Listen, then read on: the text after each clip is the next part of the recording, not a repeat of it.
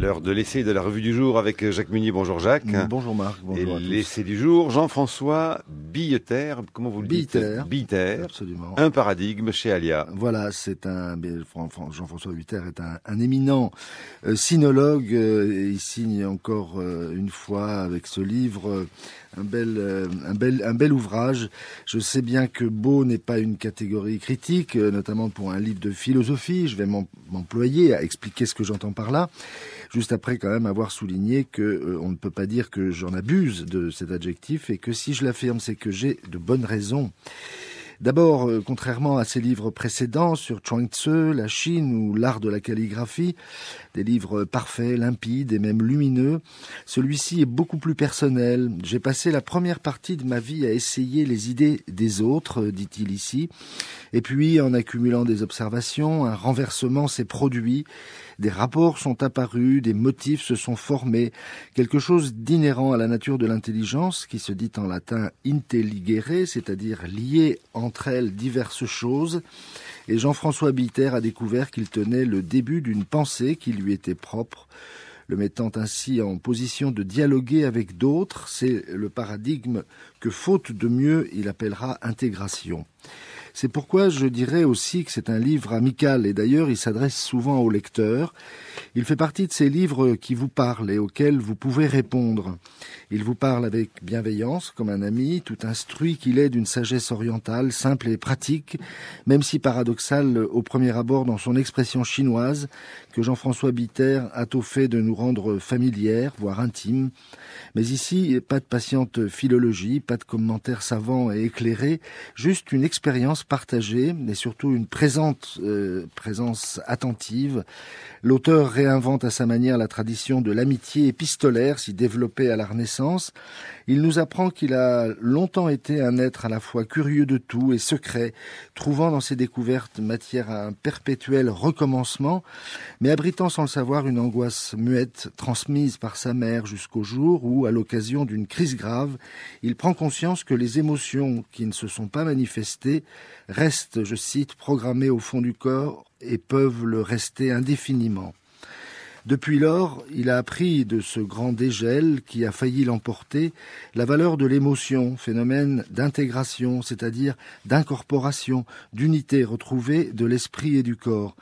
Le dégel a libéré la source, d'abord dans un tremblement, puis dans la certitude acquise d'une chance et d'une inépuisable ressource.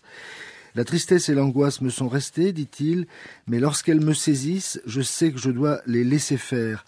Elles s'emparent de moi, mûrissent doucement et engendrent à la fin l'émotion chaque fois. C'est devenu l'une des lois de ma nature. J'ai besoin de ce ressourcement. J'ai surtout besoin de l'autre ressourcement que je pratique au café, celui de l'espace où les choses commencent. Et c'est là que s'ouvre en effet le livre au café, sur le plaisir aristocratique de laisser son esprit divaguer entre solipsisme et compagnie, entre plongée intérieure et immersion dans l'histoire, celle des autres qu'on devine ou qu'on perçoit par bribes, et la grande histoire de la liberté des idées. Du café de la Régence où se déroule le Neveu de Rameau, au Flore où Sartre a écrit L'être et le néant, là, dans une souveraine disponibilité, un vide se crée favorable à l'idée qui vient, comme le héron impassible qui attend au bord de l'eau et d'un geste imparable saisit sa proie dès qu'elle fait surface. L'intellectuel doit être prompt à noter, car une idée qui reste dans les limbes est comme une fumerole qui s'évanouit aussitôt. Et quand on a raté son coup, que la pensée erre dans les parages, pas d'autre issue que de reprendre son immobilité et d'attendre qu'elle revienne à nouveau. Parfois, je cite, l'apparition d'une réflexion déclenche une réaction en chaîne, quasi instantanée, qui révèle d'un coup toute une suite d'idées. Cela produit l'effet d'un éclair. Il faut alors éviter de se laisser éblouir et noter les mots qui permettront de reconstituer l'événement. Le corps est alors comme un vide, mais un vide actif. C'est là, selon Jean-François Billeter, le deuxième paradigme, celui de l'activité, le plus souvent inconsciente, de notre corps. 2 exemples suffiront à le faire comprendre. Lorsqu'on cherche un mot, et Dieu sait que ça nous arrive souvent, On réalise à son insu une opération linguistique extrêmement sophistiquée où l'on avance comme par rebond sur la bande ou la bordure d'autres mots, celui qui ne convient pas ou qu'il faut éviter de répéter et tous ces synonymes. Il faut, pour y arriver, se concentrer, cesser de prêter attention au monde environnant, s'absenter, faire le vide. Dans ces moments-là, c'est le corps qui entre en scène, c'est lui qui porte l'activité consciente par sa mobilisation non consciente. Activité est donc le nom d'un ensemble appelé corps et esprit solidaire et dont les énergies conjuguées produisent l'action, car tout ne vient pas du cerveau, même et surtout si l'activité semble purement intellectuelle.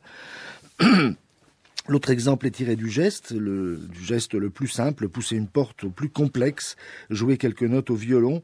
Il illustre davantage le paradigme de l'intégration, il évoque l'apprentissage progressif et ce qu'il faut à l'artisan expérimenté de concentration et d'inconscience mêlée pour accomplir le geste parfait, ayant intégré par paliers les différents stades d'un geste complexe. Dans le temps qui m'est imparti, je n'ai pu, Marc, vous donner qu'une petite idée de ce paradigme destiné à servir d'instrument de navigation. C'est vrai qu'il m'arrive avec les livres, mais bon, seulement avec les livres, ce qui arrive à ceux qui ont trop d'amis. Dans le fond, ils n'en ont pas vraiment, ils passent de l'un à l'autre, et ce qui en reste se résume finalement à peu de choses, un souvenir, un titre, un sourire. C'est pourquoi je tiens à prolonger ce plaisir d'amitié en le faisant partager avec nos auditeurs. Donc c'est Jean-François Billeter, un paradigme chez Alia.